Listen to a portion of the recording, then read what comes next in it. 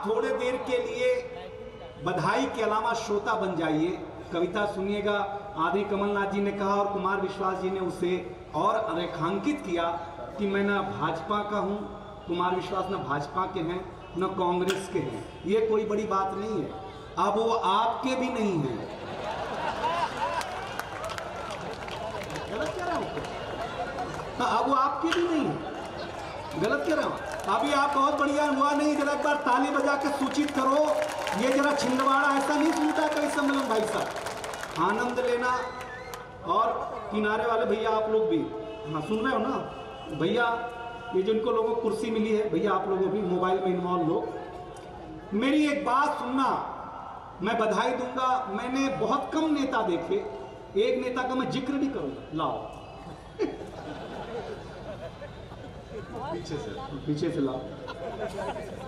कटेंगे बटेंगे दूसरों का नारा है, यहीं से काट रहे हैं, फिर उधर बट रहा है। हाँ तनाव नहीं लो, बहुत अच्छा, अब कोई नहीं आएगा। कुमार विश्वास जी, मैं क्या कहने जा रहा था भूल गया, यही समस्या है। बिल्ली सामने से रास्ता काटती है और आदमी पीछे से। हाँ तो बस आप 2-5 मिनट मुझे दे देंगे। मैं महाराष्ट्र से आया हूं सर, मुंबई से, मूलतः गोरखपुर का रहने वाला हूं। मूलतः, गंभीरता से लेना मुझे आप लोग। सर मैंने एक बात कही जीवन में कि आज की शाम इस कवि सम्मेलन को ना आप भाजपा बन के सुनिए ना कांग्रेस, आप भारतीय बन के सुनिए, आपको दावा है बहुत आनंद आएगा। और 2-3 टोटके मैं बता दूं बख्शी साहब, 2-3 बातें। हम भारतीय लोगों की आदत होती है कि हम सत्यनारायण भगवान की कथा अगर 10वीं बार भी सुन रहे हैं, तब भी जब तक पंडित ना कहे कि अध्याय समाप्त हुआ, तब तक हम अक्षत फूल नहीं छोड़ते, क्योंकि हम ठीक से सुन ही नहीं रहे होते। तो मैं आपको बता दिया करूंगा कि अध्याय कहाँ समाप्त हुआ, वहीं ताली ठोकना, मेरी भी इज्जत रह जाएगी, आपकी भी इज्जत रह जाएगी, कोई तनाव पालना ही नहीं आप लोग भाई साहब। ईमानदारी की बात बता रहा हूँ। कमलनाथ सर, मैं एक जानकारी देता हूँ, महाराष्ट्र में चुनाव है, चुनाव कहीं भी हो, हर पार्टी एक बात कहती है। अगली ये बात पर, पहली टिप्पणी पर ये सभागार जरा मुझे खड़ा कर देगा कवि सम्मेलन को। कांग्रेस कहती है कि पंजे का बटन दबाओ हमें जिताओ, बीजेपी कहती है कमल का बटन दबाओ, मतलब कहती है, सारे लोग कहते हैं। कांग्रेस कहती है कि पंजे का बटन दबाओ हमें जिताओ, समाजवादी पार्टी कहती है साइकिल का बटन दबाओ हमें जिताओ, शिवसेना कहती है धनुष बाण का दबाओ हमको जिताओ। सब कह रहे हैं ना। आम आदमी पार्टी कहती है झाड़ू का बटन दबाओ हमको जिताओ। बीजेपी ऐसा कहती नहीं है, वो कहती है तुम कोई भी बटन दबाओ।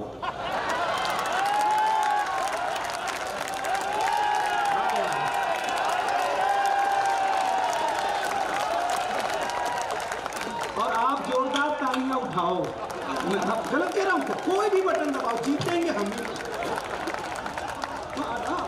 अध्याय समाप्त हुआ, जोरदार ताली बजाओ। अच्छा देखिए, मैं राजनीतिक टिप्पणी करना नहीं चाहता हूं, लेकिन कवि धर्म भी है हमारे महाराष्ट्र में। शिवसेना को किसने बांटा? बीजेपी ने। राष्ट्रवादी को किसने बांटा? बीजेपी ने। और खुद ही नारा दे रहे हैं जो बटेंगे। अरे भैया आपका ही है। कमाल का मामला है भाई साहब, इसमें कोई बड़ी बात नहीं। लेकिन मैं एक बात बताऊं, न संविधान खतरे में है, न लोकतंत्र खतरे में है। चुनाव के समय जब जब वोट खतरे में आता है, अध्याय समाप्त हुआ। हंसना राजनीतिक में तो हम उत्तर प्रदेश के हैं, हमारे जूते से लेकर पगड़ी तक राजनीति होती है भाई हमारे यहाँ। सही बता रहा हूँ, हमारे यहाँ ऐसी राजनीति होती है। पूछिए, संचालक हमारे राजनीति करने वाले हैं। मैं आपको सही बताता हूँ, करते थे एक जमाने में। कुमार विश्वास जी मुझे प्रेम इसीलिए करते हैं क्योंकि मेरा चेहरा अरविंद केजरीवाल जी से मिलता जुलता है। सही बता रहा हूँ सर, उनके साथ कुछ कर नहीं पाए, बोले डुप्लीकेट के साथ करो। आदमी की पीड़ा निकलती है भाई साहब। लेकिन एक अंतर मेरे और अरविंद केजरीवाल जी में है, वो ये है कि अरविंद केजरीवाल जी घर के बाहर झाड़ू लगाते हैं।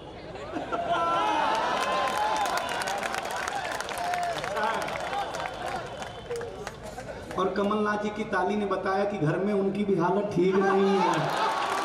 ये है आदमी। देखिए राजनेता कौन सा बड़ा होता है जो इस दिल में भी एक आदमी को रख ले। इस दिल में मैं जिक्र कर रहा था, भूल गया, बहुत कम राजनेता होते हैं कि जो व्यंग को मुस्कुराते हुए स्वीकार करते हैं।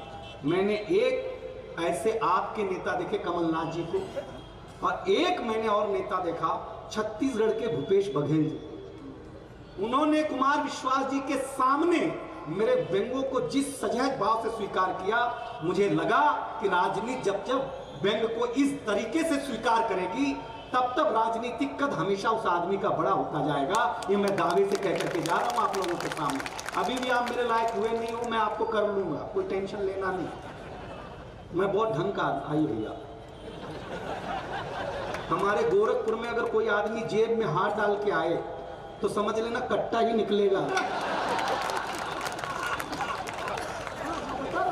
आनंद ले, कोई टेंशन लेना नहीं भाई। हाँ आपके यहाँ तो क्या निकलेगा मेरे को मालूम नहीं भाई साहब, लेकिन आप लोग सच मुझे अच्छा सुनते। लेकिन मैं इस कवि सम्मेलन, देखिए क्या है, दिल्ली की हर पार्टी सर कह रही है, हर पार्टी, पूरे देश में हमारी हवा है, पूरे देश में हमारी हवा है, पूरे देश में हमारी हवा है।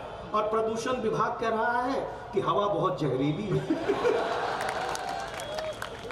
व्यंग इसी को कहते हैं। हम व्यंग के माध्यम से आपको सुन रहे हैं, लेकिन अब आप मेरे हो गए हो। आप कविता कान का नहीं, ध्यान का विषय है। आप ध्यान से सुनेंगे तो आपको आनंद आएगा। अनिल बख्शी जी बहुत पुराने कविता प्रेमी और कविता सुनाते हैं। अब मैं इनसे ताली चाहूंगा क्योंकि ये कविता का रंग परवान चढ़ना चाहता है। ये कविता का रंग जब हरिवंश राय बच्चन की कलम में उतरा तो उन्होंने लिखा, रंग बरसे भीगे चुनर वाली, ये रंग आस्था की चौखट पर आया तो मीरा ने गाया, श्याम पिया मोरी रंगे चुनरिया, ऐसी रंग दे कि रंग ना ही छूटे रामा, धोबिया धोए चाहे सारी उमरिया। ये रंग फिल्मी पर्दे पर आया तो सुनील दत्त साहब ने कहा कि रंग और नूर की बारात किसे पेश करूं, ये मुरादों की हंसी रात किसे पेश करूं। ये रंग शायरी में आया तो शायर ने कहा, इसी रंग रंग में रंग है, तुझे रंग रंग में रंग दिया, मेरा रंग आया है रंग पर, तेरा रंग चढ़ के उतर गया। ये रंग कविता में आया तो कवि ने लिखा, इस रंग बदलती दुनिया में मैं रंग बेचता हूं। और छिंदवाड़ा जरा कमलनाथ जी को तालियों से और मेरी हिम्मत बढ़ा देना। ये रंग जब 23 साल के नौजवान के सर चढ़ करके बोला तो गली गली में भगत सिंह ने गाया, मेरा रंगे बसंती चोला माए। ये कविता का रंग है। ये वाली ताली पहले बजा देते तो इतना खून खराबा नहीं करना पड़ता ना यार। अच्छा जरा सा हिम्मत दिया करो आप लोग। भाई बहुत अच्छे लोग हैं, बहुत बहुत अच्छा व्यवस्था है, बहुत अच्छी व्यवस्था है। सर मैं आपको बताऊं, हमारे उत्तर प्रदेश में वोटिंग हो रही, वोटिंग। एक आदमी 5 मिनट ईवीएम के सामने खड़ा रहा।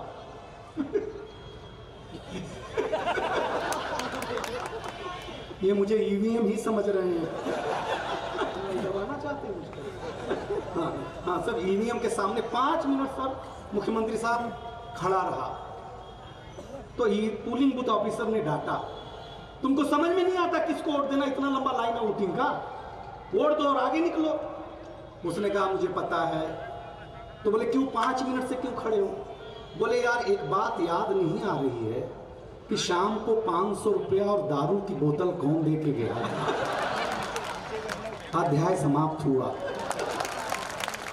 ये है व्यंग, राजनीति का व्यंग इस तरीके से समझा जाता है। लेकिन क्या सुन रहे हैं आप लोग? मुझे आशा नहीं थी कि छिंदवाड़ा पहले कवि को इतना प्यार दे देगा। इतने सारे कैमरे लगे हुए हैं, हम तो क्या व्यंग के अलावा हमारे पास कुछ है भी नहीं। हम आपको बताइए, जो पुरुष बैठे हैं आपको एक जानकारी देता हूँ, एक लाइन की जानकारी है सर। हम पुरुष लोग स्वच्छता में भरोसा करते हैं। अच्छा, महिलाएं बिल्कुल स्वच्छता में भरोसा नहीं करती हैं, बिल्कुल नहीं करती। मेरा दावा ठीक लग जाए तो जरा तालियां का गर्मजोशी से स्वागत करना इस व्यंग को सुन करके भाई, सुन करके। मैं आपको बताऊं, हम पुरुष लोग नाई की दुकान में जाते हैं, दाढ़ी बनाते हैं, बाल काटते हैं, आ करके तुरंत नहाते हैं, क्योंकि हम स्वच्छता में भरोसा करते हैं। बहुत अच्छे। आपने कभी किसी महिला को ब्यूटी पार्लर से आने के बाद